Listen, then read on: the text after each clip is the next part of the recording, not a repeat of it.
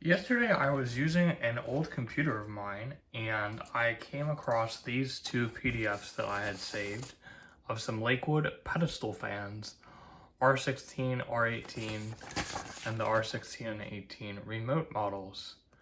And they bear a striking similarity to this model right here. So one of my next door neighbors when I was growing up had a model R18 in their basement and I used to play with it all the time. And in the late 2010s, Lakewood filed for Chapter 7 bankruptcy in 2009, and after that, they got picked up by the Jardine Corporation, and they received most of Lakewood's patents, and I believe some of their equipment got sold to Cam Air, who now makes Aerospeed fans.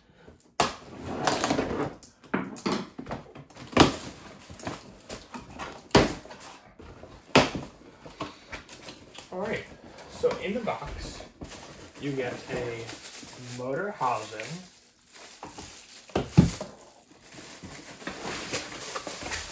your front and rear grille, and your fan blade assembly, some packing materials, two legs, and I like that they put them in different colored bags so you know which is which. Your stand pole assembly, which is assembled already. A decorative cap.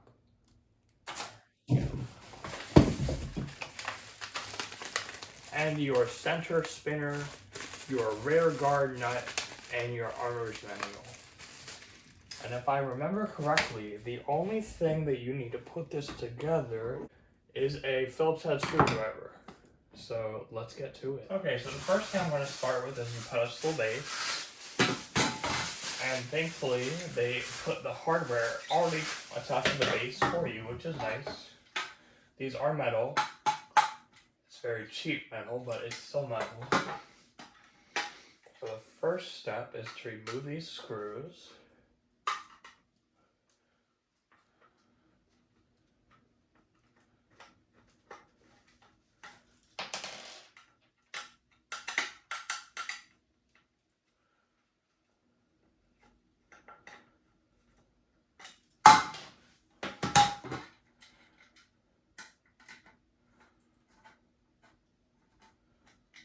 And then once we have these screws removed, you can cross the two base legs and put the whole assembly on the base.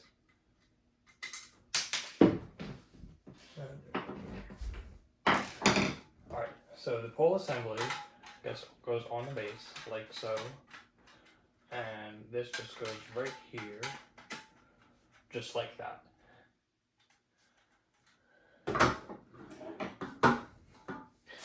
Then you take the pole assembly, remove it from the bag, and place it on here.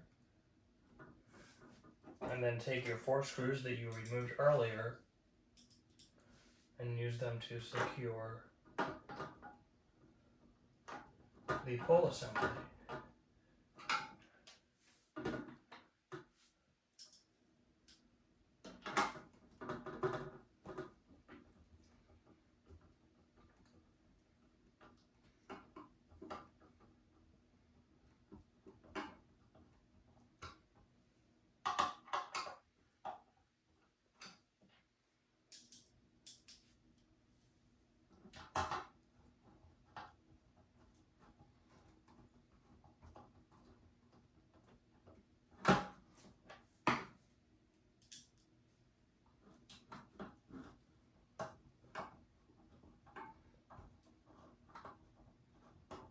And also, while you are putting this together, it's just important to make sure that you do not cross-thread these either, because if you cross-thread them, it's not going to be easy to disassemble it in the event that you need to move. So I suggest, gently tightening the screws so you can find out where they go first before fully tightening them so that you don't cross-thread them. And then as far as its decorative cover, you just have to unscrew this pole height adjustment, remove the height adjustment piece, put the decorative cover right there, back down onto the pole, and then screw it back into place, and your base and pole is assembled. So once you have finished assembling your pole and your base, the next step is to put the motor head assembly onto the pole. So if you see right here, there's a screw and a nut, and you just need to unscrew this so that it's flush with the housing. And then, once it is flush, and you can put it on the pole like this.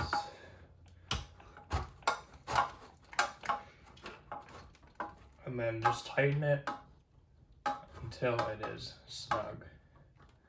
Doesn't have to be super duper tight, just until it's snug. And then your motor head is assembled to your pole and base. So after you have assembled your motor head to your pole and base, the next step is to install your rear guard. So take your rear guard and line it up with your motor housing with the handle facing up. This is the handle. Just make sure the handle is facing up, just like that. And then align the slots in your rear guard with the pegs on the motor housing, like that. Then once it is aligned, take your rear guard nut and twist it clockwise.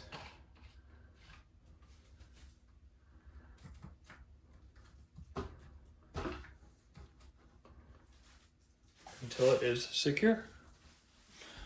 Now your fan blade. To install the fan blade, line up the D-shaped groove in your fan blade with the D-shaped groove on the fan shaft. And you can just slide it on the motor shaft just like that.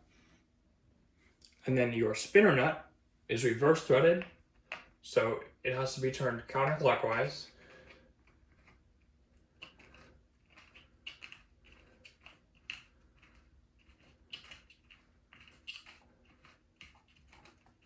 Just like that.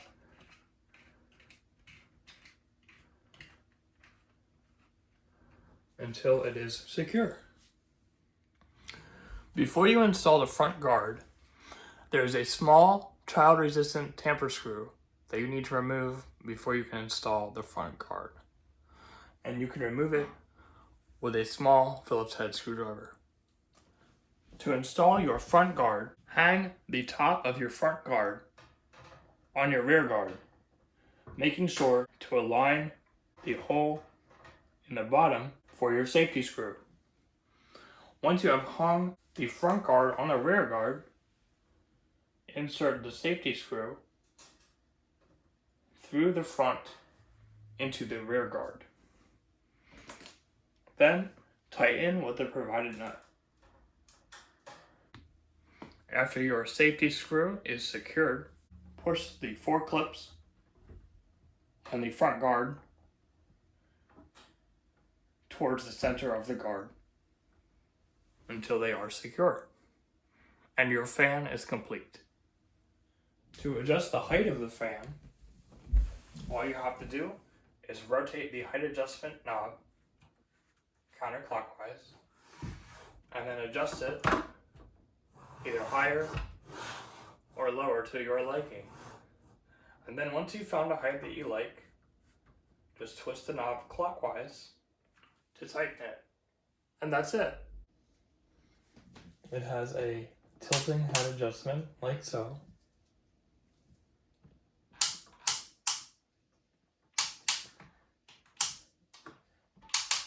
And it also has oscillation here on the back with this pin.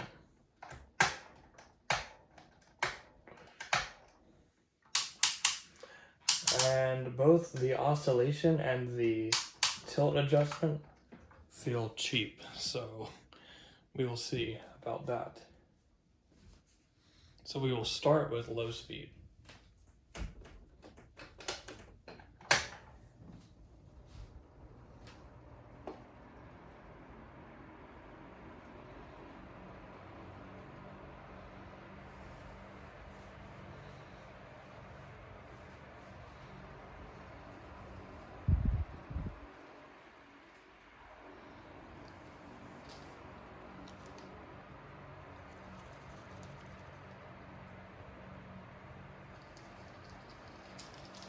So it's pretty quiet, but I'd say it's probably pushing the same amount of air as a 12-inch oscillating fan. It's not pushing a whole lot of air.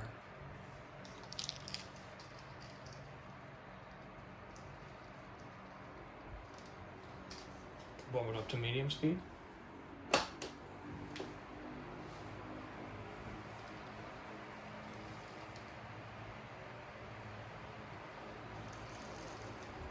Still fairly quiet.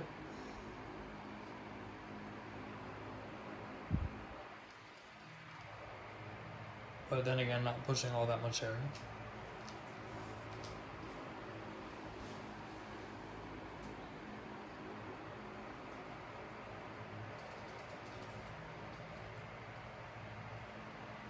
And finally high.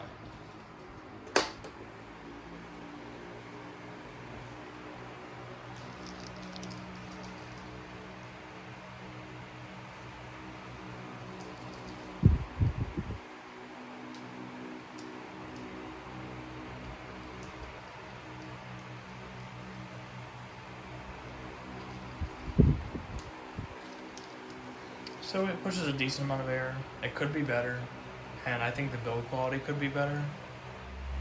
With the fan on here, you can see just how much the blades are out of balance. The whole fan head shakes. And this doesn't move all that much air.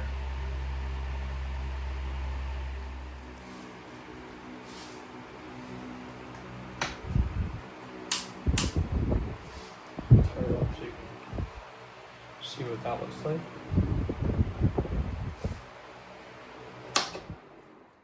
Once it goes down.